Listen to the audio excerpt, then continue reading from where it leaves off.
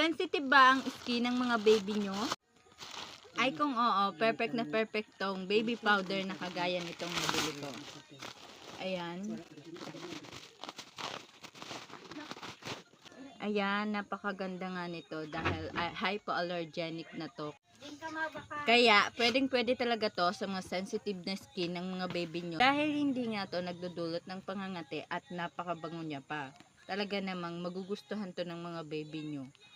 At galing nga to sa sikat na brand, kaya talagang proven and tested na maganda yung quality nito. At hindi lang yan, dahil 199 ko lang nabili to.